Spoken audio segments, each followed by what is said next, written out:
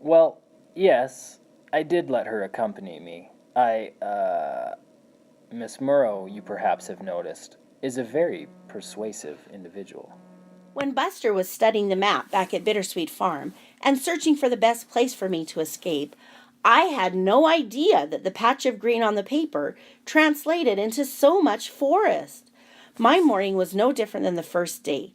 I pressed on, following the web of trails, moving forward but without any sense of getting anywhere. I was hungry and discouraged. For the first and only time, I considered giving up. Walking back to the road, if I could ever find it again, and waiting to be picked up. It was foolish thinking, I admit, and it embarrasses me even now. Had I not been wallowing in self pity, with no regard for the heroic efforts of all my friends at Bittersweet Farm, I'd have noticed earlier the swath of light behind a row of trees in the distance, and this time it wasn't atop a hill, but straight ahead, on flat ground. I approached with caution, not so much in fear of danger, but in an attempt to curb my hope and not be overly disappointed. There was no need. As I learned, I discovered a beautiful meadow dotted with the blues and reds and yellows of wildflowers. I gasped. Mother, do you see? I whispered. It's paradise. I found Yvonne of Bavaria's hidden paradise. I half expected to see Yvonne herself, grazing on a patch of clover. She wasn't, of course, but when I did step into the open field, which was deliciously thick with grass, and felt the full force of sunlight wash over my body, I soon discovered that there was someone else. Two-leggers are infrequent visitors to our parts. The number of times I've observed them can be counted on the claws of but 3 of my 4 legs. In each case, they came into the forest with one purpose only. They were predators like Claudette, stalking their prey and killing it with shiny sticks that made loud bangs. Two-leggers carry out what they catch. They don't eat it then and there. Strange hunters they are. I don't believe they hear very well, or smell or see well either, for that matter. My, two-leggers are a feeble sort. They rely on tracks and scat. Maybe they've got other tricks, but if they do, I haven't figured them out yet. But old Boris has a few tricks under his fur, too. As a professional wildlife enforcement officer, I have maintained standards of performance higher than most. I was not willing to compromise the quality of my work in order to accommodate a member of the press. So I excused myself, telling Miss Murrow that I needed to gather supplies for the hunt and promising to return shortly. In actual fact, I left the building through a back door, snuck around to the front, and stealthily slipped away in my truck. After a few navigational errors, I arrived at the reported location of the cow's escape. Surprisingly, although less so now in hindsight, I was greeted by Miss Murrow, who had managed to finagle the truck driver's report from our office clerk and was waiting by the side of the road with 2 coffees. I refused her gesture at first, concerned that it was a bribe. However, as the coffee was still hot and smelled strongly of, well, excellent coffee, I felt that in an effort to maintain good media relations for the department, I should accept the peace offering. Ahem. Shortly after that, I got to work. Cow tracks were evident, both outside the border fence and inside as well. They were not hard to spot, therefore, as suspected earlier, I didn't foresee any difficulty in pursuing the animal. Only her removal from the forest might be tricky, should she prove stubborn upon capture. I had my rifle at the ready to tranquilize her if necessary, which in turn would allow time to radio in for support. What I didn't anticipate was that after a half hour of following very clear and obvious tracks, they would suddenly and inexplicably stop.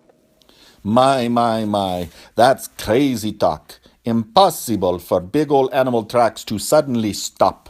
However, should a tree branch full of leaves be dragged along a trail several times over, it's possible for those tracks to be erased. You should have seen the bug-eyed peepers on Humphrey. What's buzzing, cousin, I ask, 'cause suddenly we're at a standstill, dead in the water, going nowhere fast. But Officer Stoneface wasn't saying a word. He's searching the ground like he lost a contact lens. Tracks have stopped, he finally mumbles. Tracks have stopped, I yelled.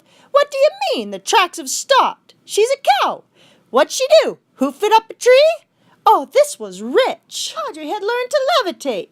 Or maybe she was abducted by aliens. Or maybe the hunted had just outsmarted the hunter. Hump thought he had it easy on this assignment, but hold your horses. The cow just pulled a Houdini. The old disappearing bovine trick. I couldn't wait to file my report. Headline, Small Town Cow Outwits Authority. The hunt continues.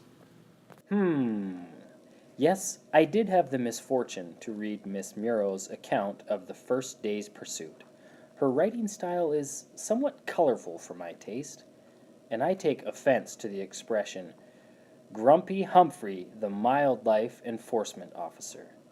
For the record, I am able to smile and have, on more than one occasion, laughed mirthfully. It was like a vision. When she stepped out of the woods into the meadow, she was radiant. Oh yeah, I mean that. Her hide was shimmering golden and creamy. It was something amazing to behold, like when I dream of being grabbed by a giant hawk that swoops down and then carries me high where I can see forever, see Mama and the family below, and everything is peaceful and serene and the hawk doesn't eat me in the end. Yeah, amazing to behold like that. And big? That girl was crazy big. She was so big and beautiful, and her eyes were soft black like night sky, and her scent was strange and glamorous, so I knew she was no monster. Mama would call me a fool for being so trusting, but I wasn't scared. I just had to meet her. Oh, yeah. So I did. I walked across the meadow right up to her. She says, "I'm Audrey. I'm a Charlet, and I come all the way from France by way of Bittersweet Farm. And what are you?" I was speechless, was what I was. She talked in such deep tones, I could feel it rumbling in my chest. "I'm Doris," I finally managed. "Mama says I'm a handful, and I come from the woods by way of that trail over there." Kept an eye on her all morning. Fear smell had gone by then, but still, lapping up puddle water. Too stupid to take the clear stuff from the river or pond nearby. Then she spots the meadow. Whole new scent comes off her, childlike, pleasant even. It was joy. I was sniffing joy. Joy in the forest, and too stupid to sense me on her trail. See her grazing like a deer. See her talking with a deer. She's prey. I knew she was prey. Slow and stupid with plenty of meat. I can take this thing, I thought. Would have taken her too, then and there if I hadn't been distracted. No one bothers bold Boris much. Suits me fine. I prefer a wide berth. If all the forest folks are so afraid of getting contaminated in my presence, why should I give a rabbit's pellets worth of concern for their company? My, the world is a cold place. Not that any one of them would do more than shun me. I'm not big or particularly dangerous, but they know what I am capable of if cornered. I act the part too, mind you. Play up the crazy so they aren't willing to take chance it. Even Claudette gives me a respectful distance. She and I nearly rubbed shoulders on our visitor's second day. I just finished wiping the trails clean. I was studying this peculiar young lady who calls herself Audrey, this creature that stirs old-time feelings inside of me. I am studying her from a few paces back, hiding at the edge of Homestead Meadow. Seemed Claudette was doing some surveillance, too. She caught wind of me, gave me the sneer that serves as her smile. Didn't come any closer, though. She said, "Boris, your eyes are a whole lot bigger than your stomach if you're thinking of making that thing dinner." I looked right back at her. "That thing has a name, Claudette. She's a Charlet. Guess you hadn't figured it out yet, for all your fancy stalking." That set her back on her heels. Claudette likes to think herself the great hunter, but she's no risk-taker. Thinking of having a go at her, I ask? You don't want to mess with Charlet. They are vicious as wolverines and stronger than any animal in this here forest. I don't know why she's among us, but I sure wouldn't want to tangle with her. Now, at the time, I hadn't had not the slightest clue what a charlet was or was not capable of doing. The young lady looked kind and gentle.